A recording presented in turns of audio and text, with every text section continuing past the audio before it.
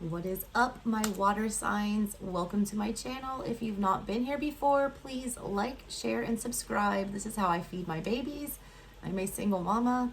My chart is so heavy water. You guys are my favorite signs to read for. Don't tell the other ones. Shh. But anyways, month of November, we've been doing ancestral lineage readings, gratitude readings. In America, it's Thanksgiving time. It's when we show thanks and give thanks to the things that we're grateful for. So I've been doing that by doing all different ancestral lineages, heritages throughout the month of November. There's been a morning message every day at 11:11 a.m. If you would like to go back and check any of those, you may check the playlist under my playlist titled Ancestral Tarot. They will all be up there for you. These readings got kind of long, so I split them by element. We did fire signs Monday. We'll be doing water today. We'll be doing earth tomorrow, and then air on Thursday. So come back and check all of your moon, rising, Venus, all of your other placements. Your sun sign is just a small portion of your energy. If you guys want a personal reading, info will be in the description box below.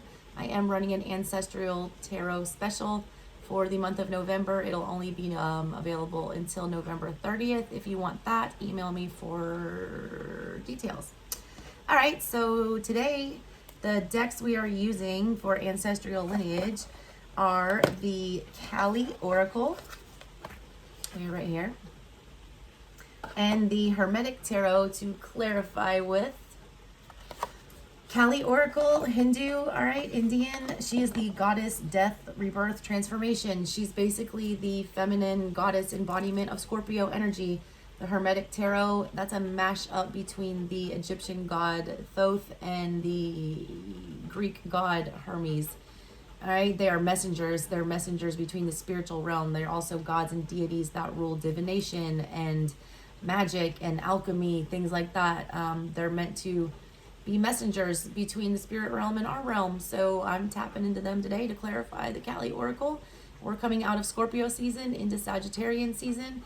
We should have been going through some death and rebirth, and now we're trying to balance that all out with that Temperance card. So I'm taking a look at what's going on with you guys today. It's going to be an intuitive read. I'll pull your oracle and then your clarify it with the tarot. Whatever falls out is what falls out. There are no structure to my reads. I am also an art reader on my channel. If you've never been here before, I do a whole lot of different decks. I own like almost 200 tarot and oracle decks, and I switch it up a lot, and I get lots of different meanings from those things. I'm not just going to tell you the Eight of Wands is about communication. I'm going to tell you why they want to communicate, what kind of communication it will be, who it will be coming from, things like that. All right, guys, with that being said, let's get this started off.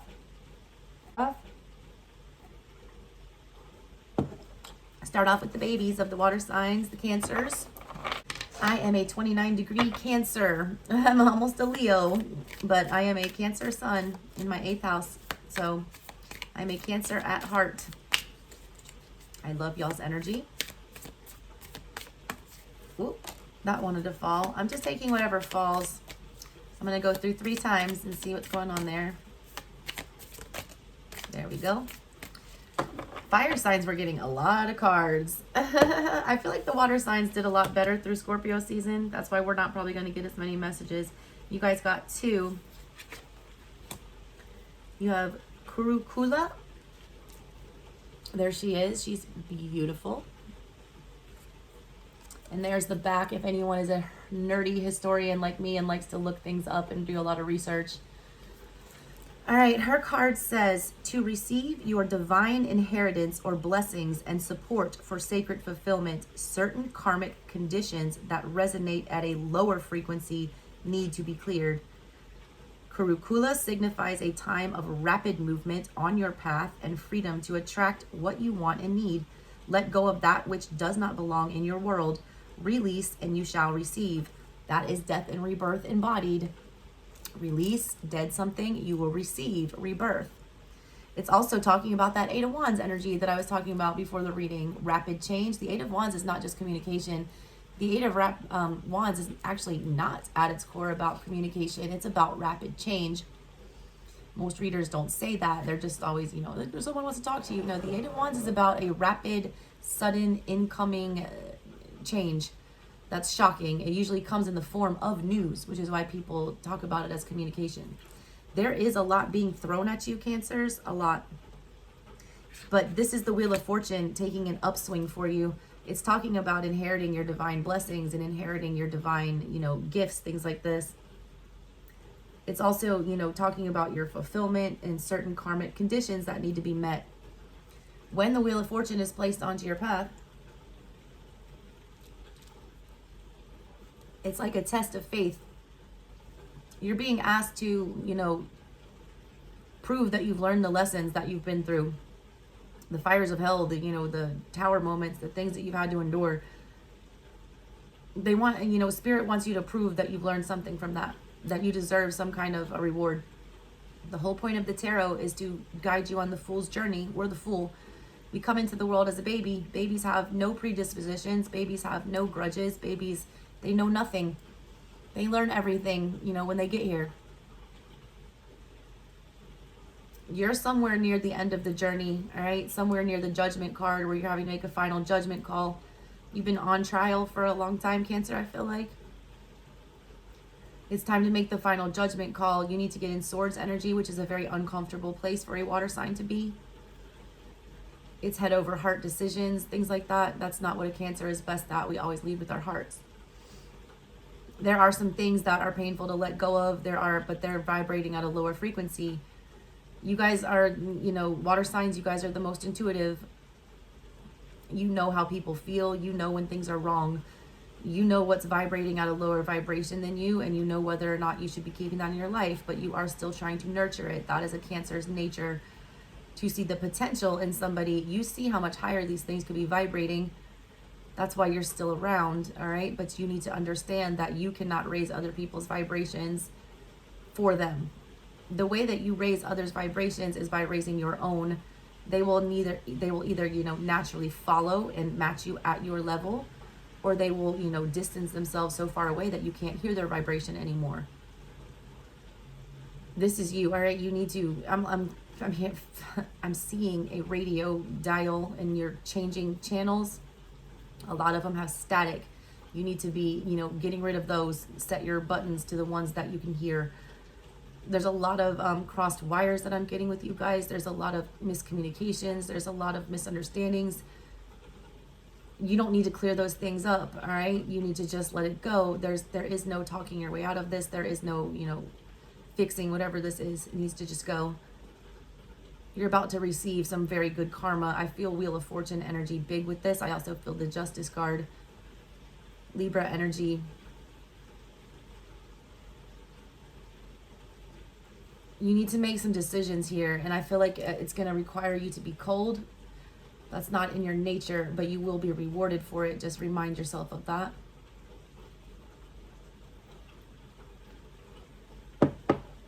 All right, you also have Mahavidya. No matter how logical an approach may be or how sensible it may seem, there are times when the heart nudges us towards a different way. Have the courage to be moved by your heart along untried paths that resonate, whatever the logical mind has to say about them. You are outgrowing a problem and birthing a superior outcome. That's what I was just talking about, all right? There's that card for you. Head over heart, okay? It says right here, it doesn't matter how logical something seems or how sensible it may seem. There are times when the heart pulls you towards a different way. There's not times, all right? That's how you live your life as a Cancer. You're led by your heart.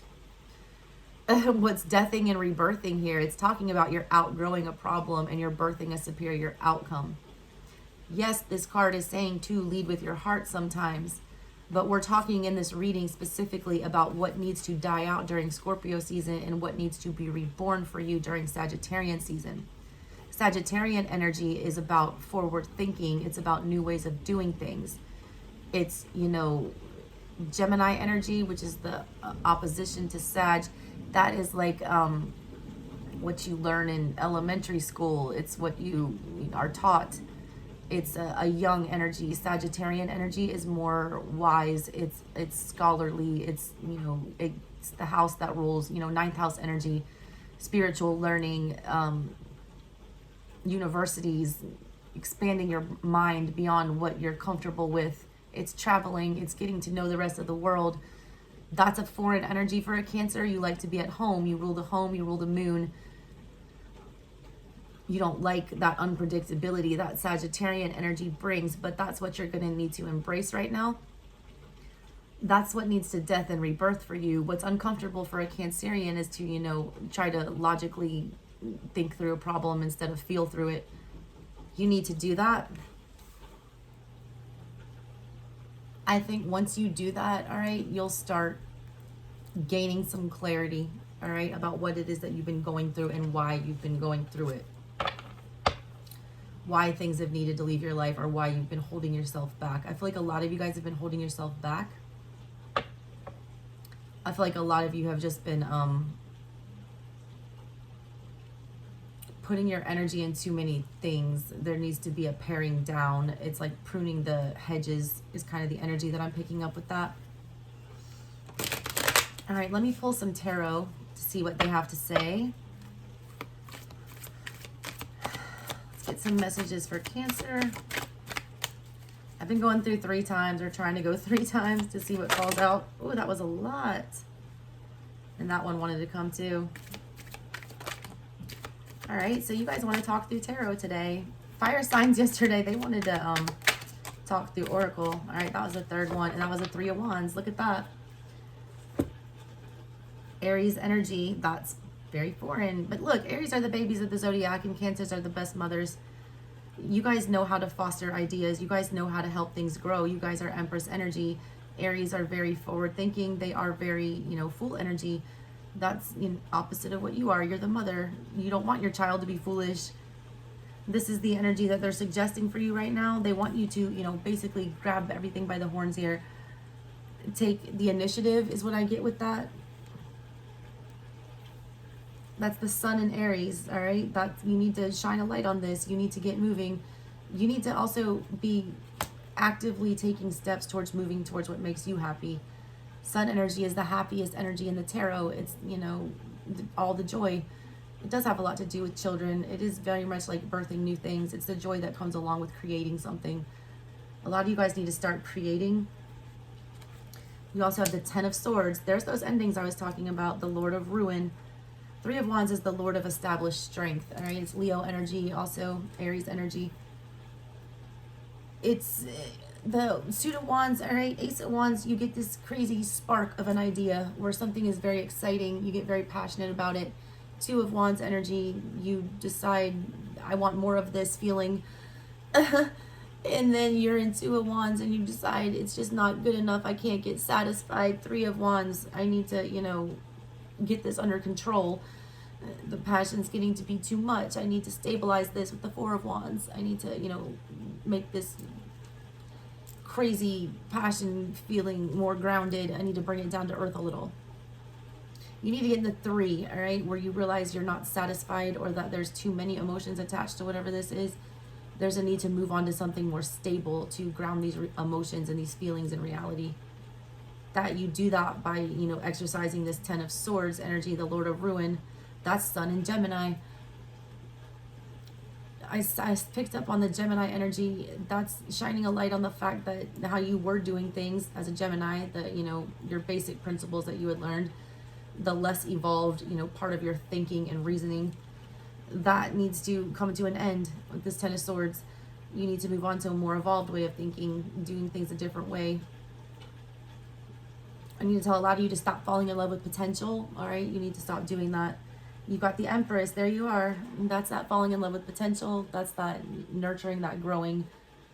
You are, new things are coming. You've also got 9 of Wands and 9 of Swords, double 9s. 9 of Swords was in reverse. You have a lot on your plate. You do have a lot. You're showing up as the wounded warrior, but you're also showing up as the Empress.